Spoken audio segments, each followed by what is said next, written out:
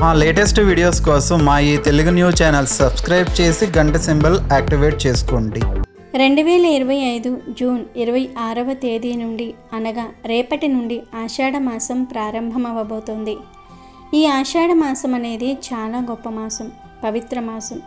అయితే ఈ ఆషాఢ మాసం నెల రోజుల పాటు పొరపాటున కూడా ఈ కూర తినకూడదు. ఈ 30 రోజులలో ఒక్కసారి కూడా ఈ కూరను తినకూడదు. కాదరి తింటే అనారోగ్య సమస్యలు వస్తాయి. చేతిలో ధనమంతా కూడా పోతుంది. చేతిలో చిల్లి గవ్వ కూడా మిగలదు. అప్పుల పాలైపోతూ ఉంటారు. చెయ్యి చాచి అడుక్కునే స్టేజ్కి వెళ్ళిపోతారు. అష్ట కష్టాలు ఎదురవుతూ ఉంటాయి. ఎన్నో రకాల సమస్యలు ఎదురవుతూ ఉంటాయి. కనుక ఎవరూ కూడా ఈ ఆషాఢ మాసంలో ఈ కూరలు తినకండి. అలా కాకుండా ఆషాఢ మాసంలో ఈ కూరను తింటే మాత్రం విపరీతంగా ధనలాభం కలుగుతుంది అని శాస్త్రాలే చెప్తూ ఉన్నాయి. మరి ఇంతకీ ఆషాఢ మాసంలో ఏ కూర తినకూడదు, ఏ కూరను తప్పనిసరిగా తినాలి అనే విషయాలను ఇప్పుడు మనం ఈ వీడియోలో వివరంగా తెలుసుకుందాము. ఫ్రెండ్స్, ఫస్ట్ అయితే కామెంట్ బాక్స్లో జై శ్రీరామ్ అని కామెంట్ చేయండి. అలాగే ఈ వీడియోని ఎక్కడా స్కిప్ చేయకుండా చివరి వరకు చూడండి. అప్పుడే మేము చెప్పేది మీకు అర్థమవుతుంది. అంతేకాదు, మేము ఎంతో కష్టపడి ఈ వీడియోని చేశాము కనుక ఈ వీడియోకి ఒక లైక్ కొట్టడం మర్చిపోవద్దు. ఆషాఢ మాసం గురించి అందరికీ తెలుసు. ఈ మాసంలో ఆడవారు ఇష్టంగా గోరింతాకు పెట్టుకుంటూ ఉంటారు. కొత్త పెళ్లి కూతురు పుట్టింటికి వస్తుంది. ఆషాఢ మాసంలో కొన్ని విధి విధానాలను ఆచరించటం వలన లక్ష్మీదేవి అనుగ్రహం సంపూర్ణంగా లభిస్తుంది. ఎందుకంటే ఆషాఢ మాసం అనేది లక్ష్మీదేవికి మరియు శ్రీ మహావిష్ణువుకు ఎంతో ఇష్టమైన మాసం. ఆషాఢ మాసం ప్రారంభం అవ్వబోతుంది.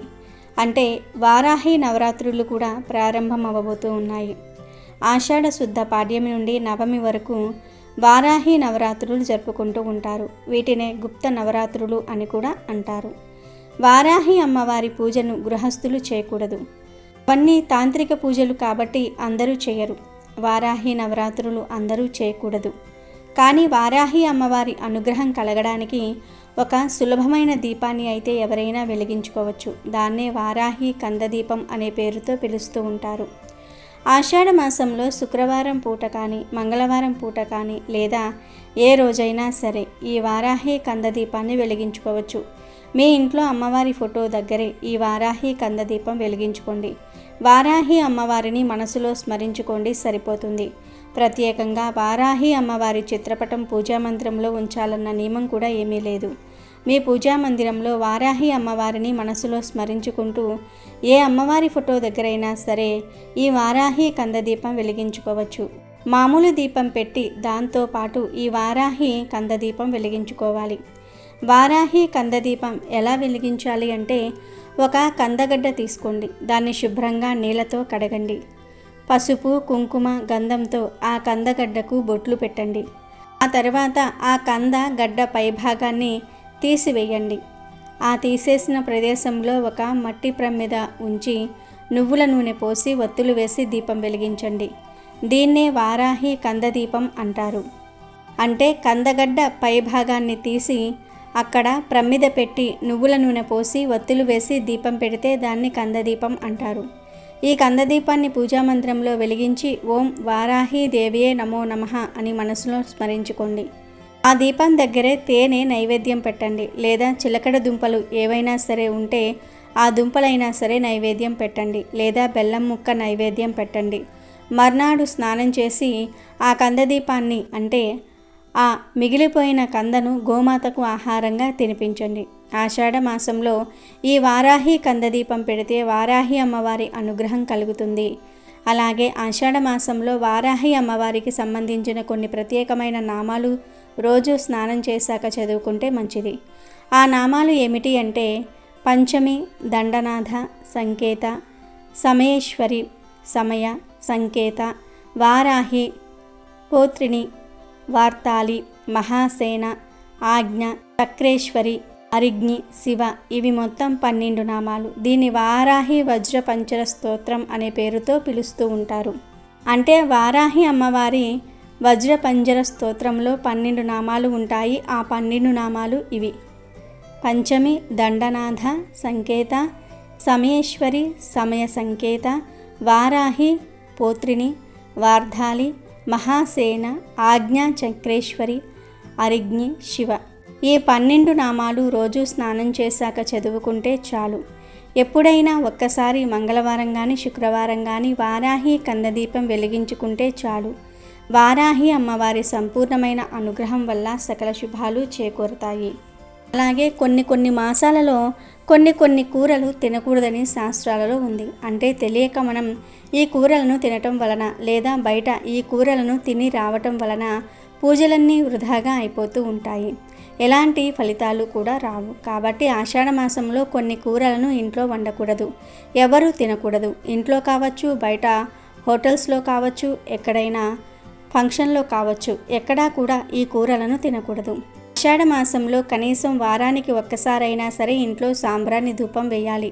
అంటే ఇల్లంతా ఆ ధూపం పొగ చూపించాలి. ఎందుకంటే ఈ సమయంలో ఎక్కువగా రోగాలు వస్తూ ఉంటాయి. ఆ రోగాలు రాకుండా ఉండాలన్నా, లక్ష్మీదేవి మీ ఇంట్లోకి ప్రవేశించాలన్నా, మీకు ధనపరంగా బాగా కలిసి రావాలన్నా ఈ ఆషాఢ మాసంలో వారానికి 2 సార్లు కానీ ఒక్కసారి కానీ ఇంట్లో ధూపం వేయండి.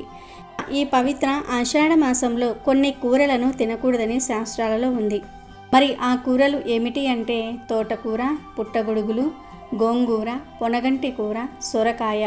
ఈ ఆకులను ఆషాఢ మాసంలో తినకూడదని శాస్త్రాలలో ఉంది.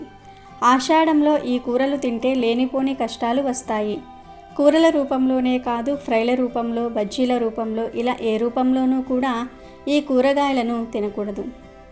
వీటిని ఏ రూపంలో తిన్నా చేతిలో చిల్లిగవ్వ కూడా మిగలదు. అనారోగ్య సమస్యలు వస్తాయి. అడుక్కునే స్టేజ్కి వెళ్ళిపోతారు. చాలామందికి ఆషాఢ మాసంలో ఈ కూరగాయలు తినకూడదనే విషయం తెలియక తినేస్తూ ఉంటారు. ఆ తర్వాత ఎన్నో కష్టాలు పడుతూ ఉంటారు. ఆషాఢ మాసం మొత్తం ఈ కూరలకు దూరంగా ఉంటే మంచిది. ఈ కూరగాయలే కాకుండా ఆషాఢ మాసంలో మీరు పూజలు చేసే సమయంలో నాన్ వెజ్ కూడా తినకూడదు.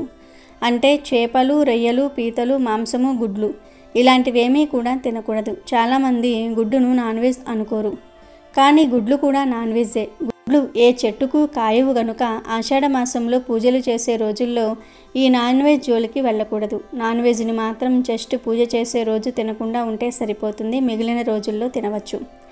కానీ తోటకూరను, పుట్టగొడుగులను, గోంగూరను, పొనగంటి కూరను, సొరకాయను, ఈ 6 కూరగాయలను లేదా కూరలను మాత్రం ఆషాఢ మాసం మొత్తం తినకుండా ఉండాలి. కాదని తింటే మాత్రం ఇంట్లోకి దరిద్రం వస్తుంది. లక్ష్మీదేవి అనుగ్రహం తగ్గిపోతుంది. చేతిలోని ధనమంతా కూడా వృధాగా ఖర్చయిపోతూ ఉంటుంది. కాబట్టి ఆషాఢ మాసంలో ఈ కూరలను తినకండి. కోరి కష్టాలను తెచ్చుకోకండి. ఇక ప్రత్యేకంగా ఆషాఢ మాసంలో మునగాకు కూరను తప్పనిసరిగా తినాలి. అలా తింటే ఈ నెలంతా బాగుంటుంది. ఎలాంటి ఆరోగ్య సమస్యలు రాకుండా ఉంటాయి. ఐశ్వర్యం కలిసి వస్తుందని శాస్త్రాలు చెప్తూ ఉన్నాయి. ఎందుకంటే ఆషాఢ మాసంలో మునగాకులోని మనకు మంచి చేసే శక్తులు ఉంటాయి. ఎన్నో ఆరోగ్య ప్రయోజనాలు ఉంటాయి మునగాకును తినటం వలన. కనుక ఈ ఆషాఢ మాసంలో మునగాకు కూరను ఒక్కసారైనా తింటే శరీరం వజ్రంలాగా దృఢంగా మంచి బలంగా మారుతుంది అని స్వయంగా మన ఋషులే చెప్పారు. మునగాకు ఒంటికి మంచిదని ఆయుర్వేదం తేల్చింది.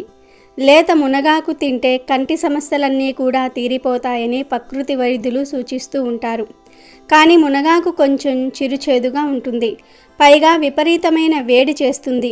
అలాంటి మునగాకును తినేందుకు ఇదే అనుకూలమైన కాలం. లేత మునగాకు దొరకాలన్నా, ఒంట్లో వేడి పెరిగినా పర్వాలేదనుకున్నా వర్షాకాలమే దానికి అనువైన సమయం. ఇక మునగాకు తింటే బయట ఉష్ణోగ్రతలకు అనువుగా ఒంట్లోని వేడిని కూడా పెంచినట్లవుతుంది. అందులోని పోషకాలను నిర్భయంగా అందుకునే అవకాశము దక్కుతుంది. మునక్కాయలు నిత్యం మనం తినే ఆహారమే. కానీ మునక్కాయలే కాకుండా ఆకులోనూ అద్భుతమైన ఆరోగ్య ప్రయోజనాలు ఉన్నాయని పరిశోధనలో వెల్లడైంది. మునగాకులో ఏ, సి విటమిన్లు పుష్కలంగా ఉంటాయి. మనం డబ్బులిచ్చి కొనే ఏ ఆకుకూరల్లోనూ మునగాకు స్థాయిలో ఈ విటమిన్లు ఉండవు. అలాగే కాల్షియం, ఫాస్ఫరస్, ఐరన్ కూడా మునగాకులో పుష్కలంగా ఉంటాయి. ఆషాఢంలో మునగాకు తినటం వలన ఆరోగ్యానికి చాలా మేలు జరుగుతుంది. అందుకే ఈ నెలలో తప్పనిసరిగా మునగాకు తినాలని మహర్షులు చెప్పారు. కాబట్టి ప్రతి ఒక్కరూ కూడా ఈ నెలలో ఒక్కసారి అయినా సరే మునగాకును తినండి, మంచి ఆరోగ్యాన్ని పొందండి. మునగాకును ఫ్రైలాగా చేసుకొని తినవచ్చు, లేదా పప్పుల్లో వేసుకొని తినవచ్చు, లేదా స్నాక్స్ లాగా అయినా సరే చేసుకుని తినవచ్చు. ఏ రూపంలో అయినా సరే మునగాకును తినవచ్చు. ఆషాఢంలో కనీసం ఒక్కసారైనా మునగాకును తినాలని శాస్త్రాలు చెప్తూ ఉన్నాయి. అలా తినటం వలన ఈ నెలలో మీరు రోగాల బారిన పడకుండా ఉంటారు. నెలంతా మీ ఇంట ఐశ్వర్య వర్షం కురుస్తుంది, మంచి ఆరోగ్యం లభిస్తుంది. లక్ష్మీదేవి అనుగ్రహంతో ఎలాంటి కష్టాలు రాకుండా ఉంటాయి. ధనం వృధాగా ఖర్చవ్వకుండా ఉంటుంది. ధనలాభం కలుగుతుంది. ఆర్థిక సమస్యలు రాకుండా ఉంటాయి. మీకు చాలా మంచి జరుగుతుంది. ఈ ఆకును తినటం వలన నెలంతా మీకు ఎటువంటి ఆరోగ్య సమస్యలు రాకుండా ఉంటాయి. అన్నీ శుభాలే జరుగుతాయి. కాబట్టి ఆషాఢ మాసంలో తప్పనిసరిగా ఈ ఆహార నియమాలను పాటించండి. మీకే ఎంతో మేలు జరుగుతుంది. శుభకార్యాలకు పనికిరాదు అని భావించబడుతున్న ఆధ్యాత్మికంగా ఎంతో ప్రత్యేకతను, ఎన్నో మహిమలను సొంతం చేసుకుని పుణ్య ఫలాలను ప్రసాదించే మాసంగా ఆషాఢ మాసం చెప్పబడుతుంది.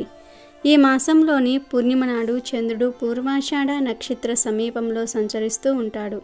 కనుక ఈ మాసానికి ఆషాఢ మాసం అనే పేరు ఏర్పడింది. ఆషాఢ మాసంలో సూర్యుడు కర్కాటక రాశిలో ప్రవేశిస్తాడు. అంటే దీనితో ఉత్తరాయణం పూర్తయి దక్షిణాయనం ప్రారంభమవుతుంది. ఈ దక్షిణాయనం సంక్రాంతి వరకు ఉంటుంది. ఆషాఢ మాసంలోనే చాతుర్మాస్య దీక్ష మొదలవుతుంది. వివాహమైన తర్వాత వచ్చే తొలి ఆషాఢ మాసంలో కొత్తగా అత్తవారింటికి వచ్చిన కోడలు అత్తగారు ఒకే చోట కలిసి ఉండరాదు అనే నియమం కూడా ఉంది. అంటే పెళ్ళైన తొలి ఆషాఢ మాసంలో అత్తా కోడళ్ళు ఒకే గడప దాటకూడదు అనేది దీని అర్థం. కానీ సామాజికంగా, చారిత్రకంగా పరిశీలిస్తే కొన్ని ఆరోగ్య రహస్యాలు కూడా ఈ నియమాలలో ఇమిడి ఉన్నాయని తెలుస్తుంది. ఆషాఢ మాసంలో భార్యాభర్తలు కలిసి ఉంటే గర్భం ధరించి బిడ్డ పుట్టే సమయం చైత్ర లేదా వైశాఖ మాసం అవుతుంది. అది ఎండాకాలం ప్రారంభమయ్యే సమయం. ఎండలకు బాలింతలు, పసిపాపలు తట్టుకోలేరని పూర్వీకులు ఈ నియమం పెట్టారు. ఆషాఢ మాసం శుభకార్యాలకు పనికిరాదని చెప్తూ ఉన్నా ఈ నెలలో ఎన్నో పండుగలు, పుణ్యదినాలు వస్తాయి. శుక్లపక్ష ఏకాదశి తొలి ఏకాదశి. దీనినే ప్రథమ ఏకాదశి అని, శయన ఏకాదశి అని కూడా పేరు. శ్రీ మహావిష్ణువు ఈ దినం మెల్కుని 4 నెలల పాటు పాలకడలిలో శేషశయ్యపై శయనించి యోగనిద్రలో ఉంటాడు. ఈ దినమంతా ఉపవాసం ఉండి విష్ణువును పూజించాలి. మరునాడు ద్వాదశి నాడు తిరిగి శ్రీ మహావిష్ణువును పూజించి నైవేద్యం సమర్పించి తీర్థప్రసాదాలు స్వీకరించి అట్టు పిమ్మట భోజనం చేయవలెను. ఈ రోజు నుండే చాతుర్మాస్య వ్రతం ప్రారంభమవుతుంది. అయితే ఎంతో పవిత్రమైన ఆషాఢ మాసంలో ఆడవాళ్ళు ఉదయం లేవగానే ఈ 3 పనులు చేస్తే ఇంట్లో లక్ష్మీదేవి నివాసం ఉంటుంది. తరతరాలకు తరగని ఐశ్వర్యాన్ని ఇస్తుంది. వద్దన్న ఐశ్వర్యం వస్తుంది. కష్టాలు పోయి సకల ఐశ్వర్యాలు సిద్ధిస్తాయి. మీ జీవితం అద్భుతంగా మారుతుంది. మీ ఇంట్లో వాళ్ళందరికీ కూడా మంచి జరుగుతుంది. ఎలాంటి అనారోగ్య సమస్యలు రాకుండా ఉంటాయి అని శాస్త్రాలు చెప్తూ ఉన్నాయి. మరి ఈ ఆషాఢ మాసంలో స్త్రీలు ఉదయం లేవగానే ఏం చేయాలి అనే విషయాన్ని ఇప్పుడు మనం ఈ వీడియోలో వివరంగా తెలుసుకుందాము. ఆషాఢ మాసంలో ఉదయం లేచిన వెంటనే గృహిణులు ఈ 3 పనులు చేస్తే లక్ష్మీదేవి ఎప్పటికీ మీ ఇంట్లోనే ఉంటుంది. పేదరికం పోతుంది. మీ ఇంట్లో వారందరికీ కలిసి వస్తుంది. ఎటువంటి అనారోగ్య సమస్యలు రాకుండా ఉంటాయని శాస్త్రాలు చెప్తూ ఉన్నాయి. ఏమీ లేదు, ఆషాఢ మాసంలో ఆడవారు ఉదయం లేవగానే 5 నిమిషాలు కేటాయించి శుభ్రంగా బ్రష్ చేసుకోండి. ఆ తర్వాత ఇంటి బయటకు వెళ్ళి వీధి వాకిలిని కడగండి, ముగ్గు పెట్టండి. బియ్యపిండితో పెట్టే ముగ్గు చాలా శ్రేష్టమైనది. కాబట్టి బియ్యపిండితో ముగ్గు పెడితే లక్ష్మీదేవి సంతోషిస్తుంది. అసలు మన పెద్దలు ఏం చెప్పారంటే ఆడవారు ఆషాఢ మాసంలో ఉదయాన్నే లేచి స్నానం చేసి వాకిట్లో కల్లాపు చల్లాలని చెప్పారు. కానీ ఇప్పుడు ఆడవారికి లేవగానే స్నానం చేసే తీరిక లేదు. కల్లాపు కొట్టడానికి మట్టి వాకిలి కూడా లేవు. కాబట్టి బిజీ లైఫ్లో ఆడవారు ఉదయమే నిద్రలేచి బ్రష్ చేసుకుని గచ్చు వాకిలిలో కొన్ని నీళ్లు చల్లి కడిగి ముగ్గు పెట్టుకుంటే చాలు. ఇలా ఆషాఢ మాసంలో ప్రతిరోజు ఉదయం ఏ ఆడవారైతే బ్రష్ చేసుకొని ముగ్గు పెడతారో ఆ ఇంట్లో ఎప్పుడూ లక్ష్మీదేవి నివాసం ఉంటుంది. ఇక్కడ గుర్తుపెట్టుకోవలసిన విషయం ఏమిటి అంటే ఆషాఢ మాసంలో వర్షాలు స్టార్ట్ అవుతాయి. కనుక వర్షం పడిన రోజు ముగ్గులు వేయవలసిన అవసరం లేదు. వర్షం పడిన రోజులు స్కిప్ చేసేసి వర్షం పడిన రోజుల్లో ముగ్గు వేసుకుంటే సరిపోతుంది. రెండవ పని ఏమిటి అంటే ఆడవారు ఇలా ఉదయమే ముగ్గు పెట్టేసిన తర్వాత వంటగదిలోనికి వెళ్ళి టీ, కాఫీ ఇలా ఏదో ఒకటి చేస్తారు కదా. అలా టీ కానీ కాఫీ కానీ పెట్టుకోండి. కానీ పెట్టుకునే ముందు గ్యాస్ పొయ్యికి పసుపు కుంకుమతో బొట్లు పెట్టండి. ఆ తర్వాత కాఫీ టీలు తయారు చేసుకోండి. ఇక మూడవ పని ఏమిటి అంటే, ఈ 2 పనులు చేసిన తర్వాత లేదా ఇంట్లో పనులన్నీ చేసేసిన తర్వాత తులసి మొక్కకు గ్లాసుడు నీళ్లు పోయండి చాలు. మీరు తులసి మొక్కకు పెద్ద పెద్ద పూజలేమీ చేయవలసిన అవసరం లేదు. జస్ట్ గ్లాస్ నీళ్లు పోయండి చాలు. ఎందుకంటే జీవితాలు ఎంత మోడర్న్గా మారిపోతూ ఉన్న ఆడవారు ఈ మూడింటిని వదలకూడదని శాస్త్రం చెప్తుంది. ఆషాఢ మాసంలో ఉదయం లేవగానే ఈ 3 పనులు చేయటం వలన స్త్రీలకు సౌభాగ్యం పెరుగుతుంది, ఇల్లు క్షేమంగా ఉంటుంది, లక్ష్మీదేవి అనుగ్రహం కలుగుతుంది. కొంతమంది ఆడవాళ్ళు ఈ 3 పనులను కూడా ఇంటి పని మనుషులతో చేయిస్తూ ఉంటారు. కానీ ఇంటి మంచి కోరుకునే స్త్రీలు మాత్రమే ఈ పనులు చేయాలి. గృహలక్ష్ములు మాత్రమే ఈ పనులు చేయాలి. పని మనుషులతో చేయిస్తే ఫలితం వారికి పోతుంది, కానీ మీకు రాదు. కనుక ఆడవారు ఆషాఢ మాసంలో ఉదయం లేవగానే మర్చిపోకుండా ఈ 3 పనులు చేయండి. ఖచ్చితంగా లక్ష్మీదేవి అనుగ్రహంతో ఐశ్వర్యం కలుగుతుంది. కనుక ఆడవారు ఎంత బిజీగా ఉన్నా సరే ఆషాఢ మాసంలో మాత్రం ఈ 3 పనులు వదలకుండా చేయండి. అప్పుడే మీ ఇల్లు లక్ష్మీ నివాసంగా మారుతుంది. ఈ ఆషాఢ మాసంలో ఆడవారు పొరపాటున ఈ వస్తువులు ఎవరికైనా ఇచ్చినా, అంటే ఇరుగు పొరుగు వారికి ఇచ్చినా, దానం చేసినా మీరు అడుక్కునే స్థాయికి వెళ్తారు. ఈ ఆషాఢ మాసంలో ఈ వస్తువులు ఇంటి నుండి బయటకు తీసుకువస్తే మీ ఇంటిలో చిల్లి గవ్వ కూడా మిగలదు. కటిక దరిద్రాన్ని అనుభవిస్తారు. మనలో చాలామంది ఇరుగు పొరుగు వారికి ఏది పడితే అది ఇచ్చేస్తూ ఉంటారు. అలా తెలిసి తెలియకుండా మీరు ఇతరులకు ఇచ్చే వస్తువుల వల్ల మీకు దరిద్రం పడుతుంది. భర్త సంపాదన నశిస్తుంది. చేతిలో రూపాయి కూడా లేక ఇబ్బంది పడిపోతూ ఉంటారు. అదేవిధంగా ఈ 2 వస్తువులు దానం చేసిన పుణ్యానికి బదులు పాపం తగులుతుంది. సాధారణంగా ప్రతి మాసంలో కొన్ని పర్వదినాలు ఉంటాయి. అంటే పౌర్ణమి, అమావాస్య, ఏకాదశి, ఇలా మరికొన్ని తిథులు ఉంటాయి. ఇలాంటి తిథులు వచ్చినప్పుడు చాలామంది దానాలు చేస్తూ ఉంటారు. అలా మీరు పొరపాటున ఈ 2 వస్తువులు దానం చేయటం వల్ల పేదరికాన్ని అనుభవిస్తారు. దానం అంటే ఏదైనా ఇతరులకు అడిగినా అడగకపోయినా వారి అవసరాల కోసం ఇవ్వటం. దానం చేసిన వ్యక్తిని దాత అంటారు. దానం ఇవ్వమని అర్థించే వారిని యాచకులు అంటారు. దానం ఇచ్చేవి ధనం వస్తువు రూపంలో కానీ సేవ రూపంలో కానీ ఉంటుంది. దానం చేసి ప్రతిఫలం ఆశించకూడదు. అప్పుడే మనం దానం చేసిన దానికి సార్థకత ఉంటుంది. ఏదైనా పంచుతూ పోతే చివరకు మిగిలేది ఏమీ ఉండదనుకుంటారు చాలామంది. నిజానికి దానం చేసే వాళ్లే ధనవంతులవుతారని పండితులు చెప్తూ ఉన్నారు. మనకు ఉన్న దాంట్లో ఎంతో కొంత దానంగా ఇస్తే అది మనల్ని మరింత ధనవంతులుగా చేస్తుందని పండితులు సూచిస్తూ ఉన్నారు. ఇందుకు కొన్ని కారణాలు ఉన్నాయి. ముఖ్యంగా కొన్ని వస్తువుల్ని దానం చేస్తే మరింత ధనవంతులవుతారని చెప్తూ ఉన్నారు. దానం, ధర్మం అనే మాటలు మీరు వినే ఉంటారు. ఎవరైనా పేదవానికి మీ శక్తి కొలది చేసే ద్రవ్య సహాయము కానీ వస్తు సహాయము కానీ ధర్మం అంటారు. ఇలా ధర్మం చేయటం వల్ల వచ్చిన పుణ్యఫలం ఇహలోక సౌఖ్యాలకు దోహదం చేస్తుంది. నీకు తోచినది ఏదైనా ధర్మం చేయవచ్చు, కానీ దానం చేయడానికి కొన్ని పద్ధతులు ఉన్నాయి. ఏది పడితే అది దానం చేయడానికి వీలు లేదు. హిందూ సనాతన ధర్మంలో దానానికి విశిష్ట స్థానం ఉంది. సాధారణంగా ప్రతి ఒక్కరికి ఏదో ఒక విషయంలో అవసరం ఏర్పడి ఉంటుంది. మనం ఇంట్లో అన్నీ కలిగి ఉన్నప్పటికీ సరైన సమయానికి ఇంట్లో లేకపోవడంతో పక్కింటి వారి దగ్గరికి వెళ్ళి తీసుకురావటం లేదా ఇతరులు మన దగ్గరికి వచ్చి అడగటం వంటివి చేస్తూ ఉంటారు. అయితే దానం ఇవ్వటం మంచిదే, కానీ ఈ ఆషాఢ మాసంలో మాత్రం పొరపాటున ఈ వస్తువులు దానం చేయకూడదు. అదేవిధంగా ఇరుగు పొరుగు వారికి కూడా ఈ వస్తువులు ఇవ్వకూడదు. ఆషాఢ మాసంలో ఎన్నో ప్రత్యేకమైన రోజులు, తిథులు ఉన్నాయి. ఇలాంటి మాసంలో ఆడవారు ఇంటి నుండి ఈ వస్తువులను బయటకు తెచ్చినా దానం చేసిన రూపాయి కూడా మిగలదు. మరి ఆషాఢ మాసంలో ఏ 2 వస్తువులు ఇతరులకు ఇవ్వకూడదో ఇప్పుడు మనం ఈ వీడియోలో తెలుసుకుందాము. ఈ ఆషాఢ మాసంలో ఇరుగు పొరుగు వారికి ఇవ్వకూడని ఆ 2 వస్తువులు ఏమిటో తెలుసుకుందాం. ఈ ఆషాఢ మాసంలో ఇతరులకు ఇవ్వకూడని, దానం చేయకూడని మొదటి వస్తువు నెయ్యి. నెయ్యికి మన హిందూ ధర్మంలో చాలా ప్రత్యేకత ఉంది. మన అందరి ఇళ్లల్లో నెయ్యి ఉంటుంది. నెయ్యి కేవలం ఆహార పదార్థం కాదు, దానికి ఆధ్యాత్మిక పరంగా ఎంతో ప్రాముఖ్యత ఉంది. నెయ్యిని దైవ కార్యాలలో, హోమంలో ఉపయోగిస్తారు. ఇది అగ్నిదేవునికి సమర్పించే పవిత్రమైన వస్తువు. నెయ్యి వేయటం వల్ల హోమం యొక్క పుణ్యఫలం పెరుగుతుంది. నెయ్యి పాల నుండి వస్తుంది. పాలు లక్ష్మీదేవికి ప్రీతికరమైనవి. అలాంటి పాల నుండి తయారయ్యే నెయ్యిని దానం చేసిన ఇతరులకు ఊరకనే ఇచ్చిన మీరు ఆర్థిక సమస్యలను ఎదుర్కొంటారు. నెయ్యిని ఈ ఆషాఢ మాసంలో అస్సలు ఎవరికి ఇవ్వకండి. నెయ్యి దేవతలకు సమర్పించే ఒక పదార్థం. ఇంకా నెయ్యి అంటే లక్ష్మీదేవికి విష్ణుమూర్తికి కూడా ప్రీతికరమైన వస్తువు. ఇలాంటి నెయ్యిని ఈ ఆషాఢ మాసంలో ఎవరికి ఇవ్వకండి.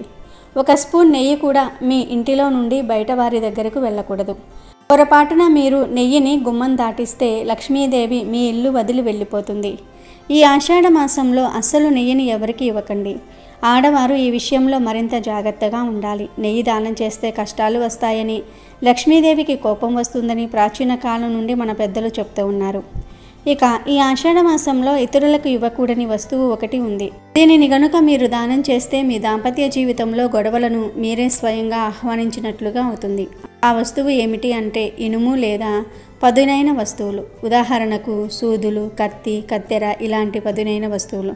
ఇనుప వస్తువులు ఎవరికీ ఇవ్వకూడదు. ముఖ్యంగా ఇరుగు పొరుగు వారికి ఇవ్వకూడదు. ఆషాఢ మాసంలో ఆడవారు తమ చేతులతో కత్తి, సూది, కత్తెర ఎవరికైనా ఇస్తే వారి వల్ల కానీ ఇంకా ఎవరి వల్లనైనా కానీ మీ దాంపత్య జీవితంలో గొడవలు వస్తాయి. మీకు మరియు మీ జీవిత భాగస్వామికి మధ్య దూరం పెరుగుతుంది. విడాకులు తీసుకునేదాకా వెళ్ళిపోతుంది. పూర్వం ప్రతి ఇంటిలో పెద్దవారు ఉండేవారు. ఇంటిలో వారు తెలిసి తెలియక ఏవైనా బయటవారికి ఇస్తే పెద్దవారు వద్దని చెప్పేవారు. కానీ ఇప్పుడు అలా చెప్పేవారు ఎవరూ ఉండటం లేదు. ఒకవేళ చెప్పినా వినటం లేదు కూడా. మీరు గనుక ఈ ఆషాఢ మాసంలో కత్తి, కత్తెర, సూదె వంటివి ఇతరులకు ఇస్తే ఇక మీ దాంపత్య జీవితంలో గొడవలు మొదలైనట్లే అవుతుంది. మీ మధ్య సఖ్యత కరువవుతుంది. చికాకులు పెరిగిపోతాయి. కొత్తగా పెళ్ళైన ఆడవారు తమ పుట్టింట్లో ఉన్నా సరే ఈ వస్తువులు బయట వారికి ఇవ్వకండి. పొరపాటున ఇచ్చారంటే మాత్రం ఇక మీ జీవితంలో మీకు ఏదీ కలిసి రాదు. ఈ ఆషాఢ మాసంలో నెయ్యి, పదునైన ఇనుప వస్తువులు ఇతరులకు ఇస్తే, దానం చేస్తే ఇక మీ జీవితంలో కరువు మొదలైనట్లే. మీ జీవితంలో ఉన్న సుఖ సంతోషాలను స్వయంగా మీరే బయటకు పంపిన వారు అవుతారు. ఇంకా ఈ ఆషాఢ మాసంలో ఇంకో 2 వస్తువులను కూడా ఎవరికి ఇవ్వకూడదు. ఇవి ఇస్తే ఆరోగ్య సమస్యలు పెరుగుతాయి. ఆర్థికంగా చాలా నష్టాలను చూస్తారు. మరి ఆ 2 వస్తువులు ఏమిటి అంటే వంటగదిలో ఉన్న మసాలా సామాన్లు, పాడైన అన్నము, వంటగదిలో ఉన్న ఉప్పు, పసుపు, మసాలా దినుసులు.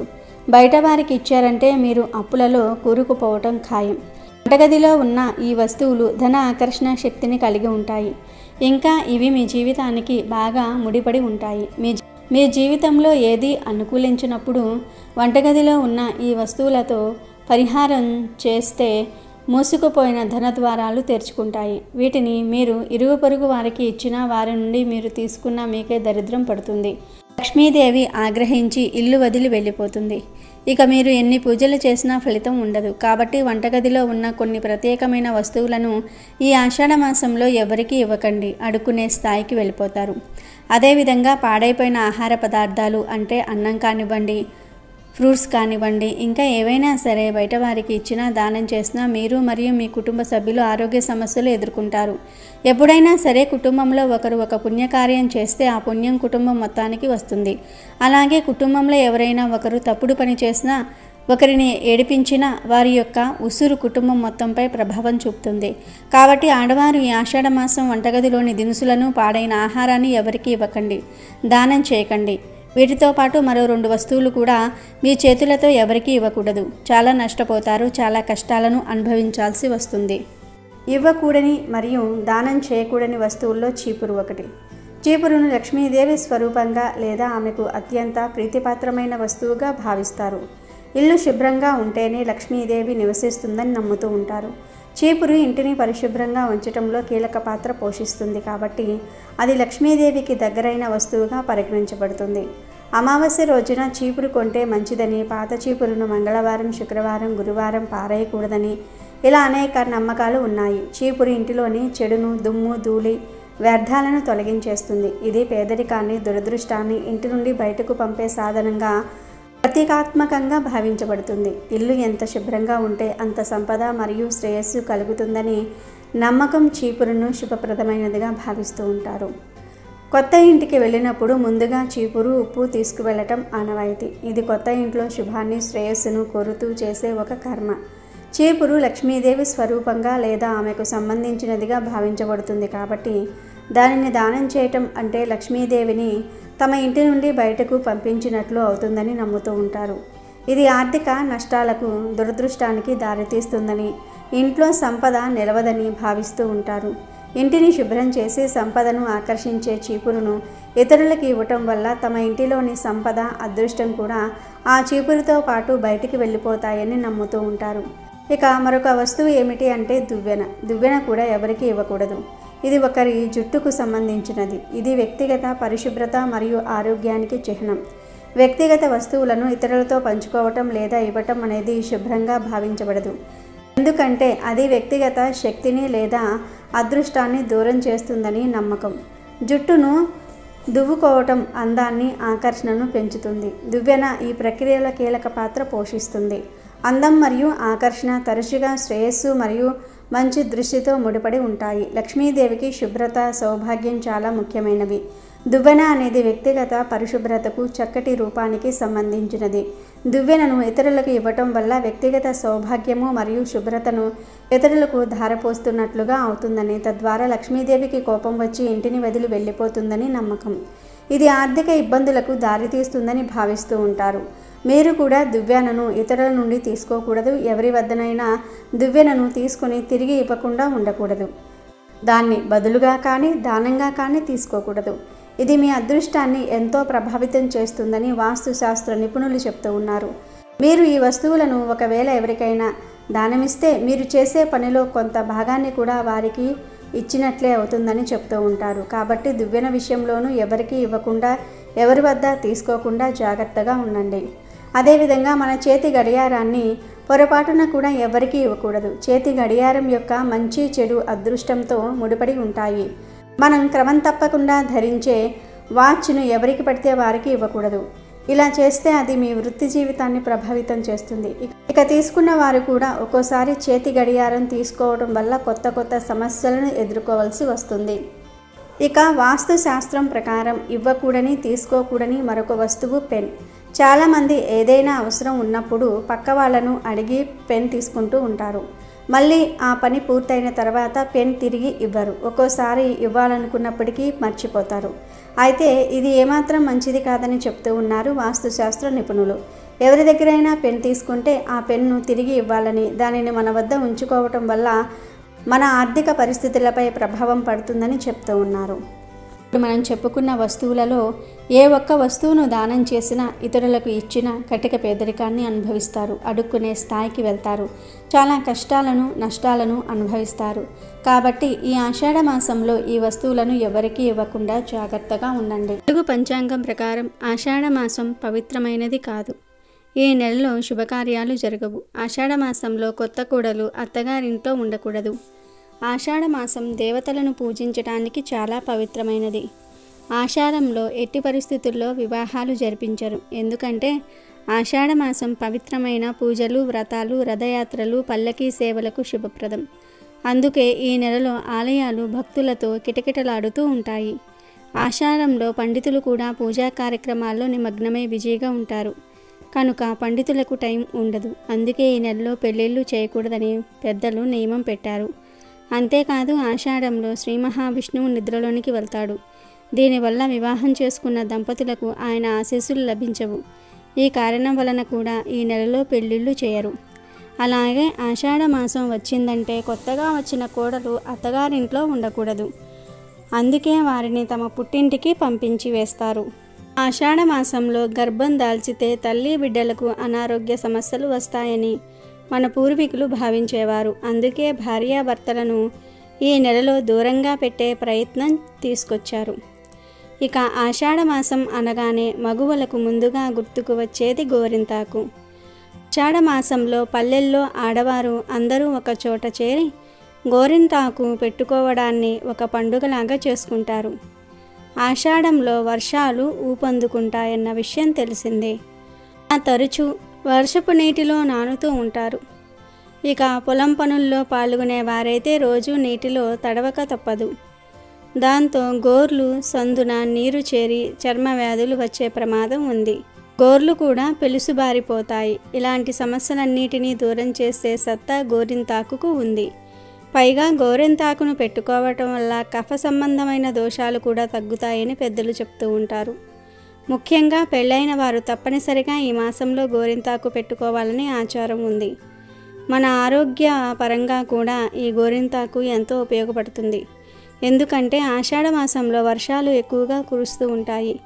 వర్షాల వల్ల సూక్ష్మ క్రిములు పెరిగి అంటు రోగాలు వ్యాపించడం పరిపాటి. ఎందుకంటే వర్షాలు పడటం వల్ల వాతావరణం చల్లబడుతుంది. కానీ ఒంట్లో వేడి అలానే ఉంటుంది. బయట వాతావరణానికి సమానంగా మన శరీరం మారకపోవటం వలన రోగాల బారిన పడే అవకాశం ఎక్కువగా ఉంది. గోరింతాకు శరీరంలో ఉండే వేడిని తీసే శక్తి కలిగి ఉంటుంది. రోగ నిరోధక శక్తిని పెంచుతుంది. అలాగే గోరింతాకు రసంలో యాంటీ బ్యాక్టీరియా లక్షణాలు ఉంటాయి. గోరింతాకు పెట్టుకున్న చేతులతో తినేటప్పుడు నోటి ద్వారా క్రిములు వెళ్లకుండా కాపాడుతుందని చెప్తూ ఉంటారు.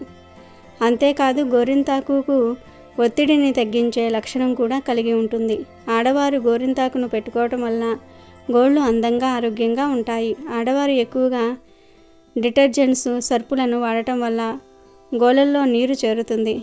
కానీ గోరింతాకును పెట్టుకోవటం ద్వారా దీనిని నివారించవచ్చు. ఆడవారు గోరింతాకు పెట్టుకోవటం వలన ముత్తైదువతనంతో వర్ధిల్లుతారని విశ్వాసం. ఆధ్యాత్మికంగా చూస్తే ఆషాఢంలో చిటికెన వేలికి పెట్టుకున్న గోరింతాకు కార్తీక నాటికి గోరు చిగురుకు చేరుతుంది.